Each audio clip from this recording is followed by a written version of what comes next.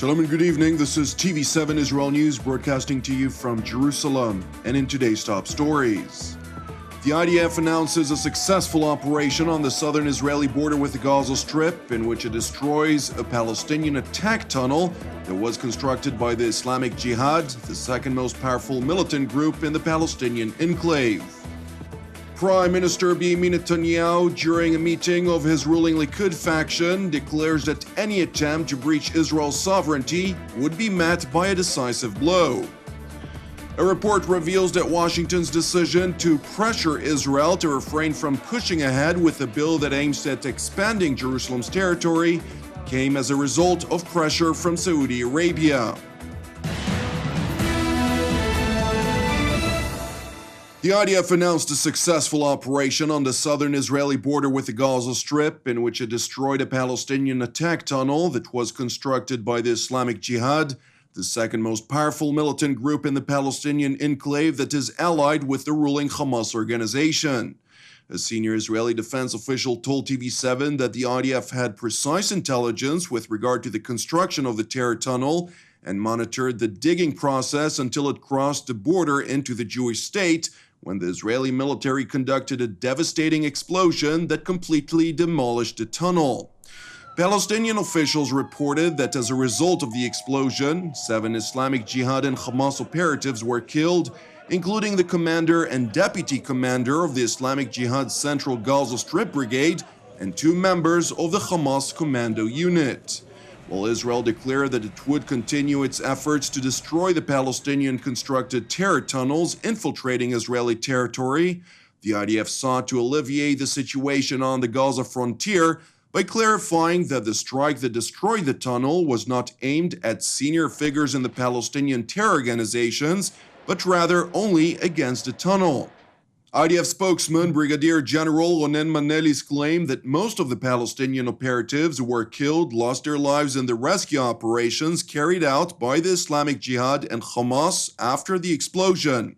He further emphasized that the IDF had not employed any legal measures and had not pumped any substance into the tunnel. Meanwhile, the IDF increased its presence along the border of the Gaza Strip following the tunnel's demolition. Israel is on alert given the threats by the Islamic Jihad to respond. Messages were conveyed to Hamas to the effect that Israel seeks to preserve the ongoing quiet. It is also important to note that the leadership in Jerusalem updated the Egyptian leadership in Cairo in advance about its intention to blow up the tunnel since it had reached Israeli territory. Meanwhile, in Jerusalem, Prime Minister Benjamin Netanyahu, during a meeting of his ruling-Likud party, declared that any attempt to breach Israel's sovereignty would be met by a decisive blow, while pointing to the IDF's groundbreaking technology that aided in the tunnel's discovery. Netanyahu further reiterated that Israel views the Islamist Hamas organization as solely responsible for any attacks emanating from the Gaza Strip. זה לדאוג לביטחון אזרחיה. אנחנו עושים את זה. מי שמנסה לפגוע בנו, אנחנו פוגעים בו. אמרתי לכם כבר פעמים רבות שאנחנו מפתחים טכנולוגיה פורצת דרך לטפל באיום המנהרות. אנחנו מיישמים את זה. היום איתרנו מנהרה וגם השמדנו אותה. ונמשיך לעשות את זה.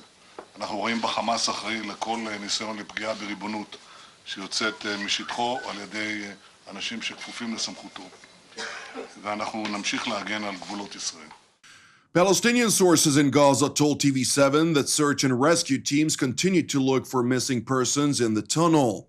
Last night, Hamas's political leader Ismail Haniyeh held a phone conversation with the leader of the Islamic Jihad, Ramadan Abdullah Salah, who is currently abroad. A statement issued by Hamas said that the two had discussed the ramifications of Israel's crimes as well as the objectives of the occupation, as they put it, in its attempt to reshuffle the deck in the Palestinian arena. Hamas further accused Israel of attempting to target the Palestinian unity deal while vowing to continue the Islamist group's ongoing efforts of planning and preparing for the next round of fighting with the Jewish state. إن استهداف الاحتلال للمقاومين الفلسطينيين هو استهداف للمصالحة ولجهود توحيد الصف الداخلي الفلسطيني. نحن ماضون بإذن الله عز وجل في التجهيز والإعداد حتى ندافع عن شعبنا وأرضنا ومقدساتنا. هذا حق مكفول طالما هناك احتلال وأن هناك عدوان. While schools were held as usual across the Israeli communities adjacent to the Gaza frontier, the IDF's Home Front Command has instructed to hold classes only inside buildings and to refrain from any activity outside the classrooms, including during recess. Also, Israeli farmers have been instructed not to work close to the Gaza border. Now, in other news, according to a report by Saudi daily Al Watan, Washington's decision to pressure Israel to refrain from pushing ahead with a bill that aims at expanding Jerusalem's territory came as a result of Saudi Arabian pressure. The report quoted a senior White House official who said that Saudi diplomats demanded of their American counterparts to pressure Israel on the matter, which they warned would hurt Washington's efforts to reignite the long-stalled peace process between Israel and the Palestinians. The report was confirmed to TV7 by an American official familiar with the details, who said that the Saudi demand was only a small factor that resulted in pressure from Washington, as the Trump administration is also opposed to the bill dubbed the Greater Jerusalem Bill, which would impose a de facto annexation of 5 municipalities in the West Bank and incorporate them into Jerusalem. The official emphasized the United States will continue to discourage any actions by the leaderships of both Israel and the Palestinians that are perceived in Washington as distracting to the peace process, while emphasizing that the Greater Jerusalem Bill was considered by the Trump administration to be one of those actions. That said, the official emphasized that the Trump administration had a very healthy working relationship with the Netanyahu government and that both sides coordinate efforts on a regular basis to assure that the peace agreement between Israel and the Palestinians would remain a viable reality to assure, among others, the security of the Jewish state. Now to Iraq, where the leader of the Kurdistan regional government, Masoud Barzani, announced he would give up his position as president on the 1st of November after an independence referendum he championed backfired and triggered a regional crisis. In his address, which was the first since Iraqi forces launched a surprise offensive to recapture Kurdish-held territory in mid-October, Barzani vigorously defended his decision to hold the referendum, saying its results can never be erased from the pages of history, while accusing the Iraqi central government of using the referendum as a pretext to attack the Kurdish region. او 3 میلیون دنگه میجوه که اون تومار کرد به کس نصرته بلان کوسب درست کرد رفراندومیان کردوه به بهانه که انفال کراین کیمیا باران کراین کومال کش کراین هر چند موقع پیش است از دیکان که کومال کش کران نان برکرا ام گله آیا وقتا کس باسی رفراندومی کرده بود اما سوالی که گوری درست کرده ابو خلق کردستان آیا امریکا راضی بود با پلانه با هرش ابو سر کردستان یا مسئله چیه اگر سزادانی گلی کردستانیش بید آیا سزادان به ودبی بعد دبابات ابرامس بین پیشمرگه شهید کن و خلق کردستان در بدر و آواره بکن President Barzani's address followed a letter he sent to Parliament in which he asked members to take measures to fill the resulting power vacuum. Thank you for watching us. You can also watch us at TV7israelnews.com or TV7.fi. For any comments, please send your emails to israelnews@tv7.fi. For more updates from Israel and the region, please join our Facebook page at TV7 Israel News. Praying for the peace of Israel and the peace of Jerusalem. Jonathan Hassan, Erev Tov. We will see you again tomorrow at the same time.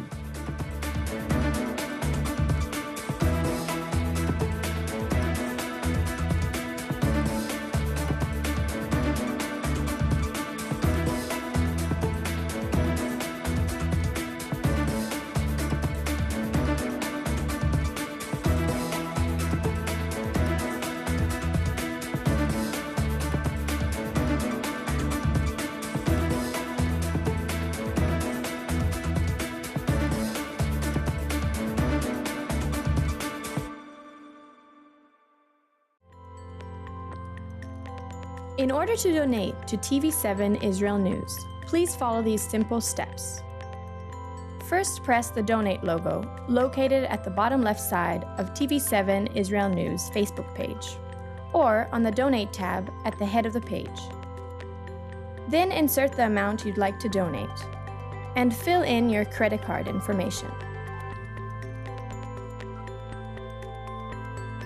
Just like this. And press Review Donation and continue. After reviewing your donation details, please press Donate to finalize your donation. That's it! Your donation is now complete, and an email with your donation details has been sent to your email address. You can also print your donation receipt by pressing the link here. Thank you for supporting TV7 Israel News.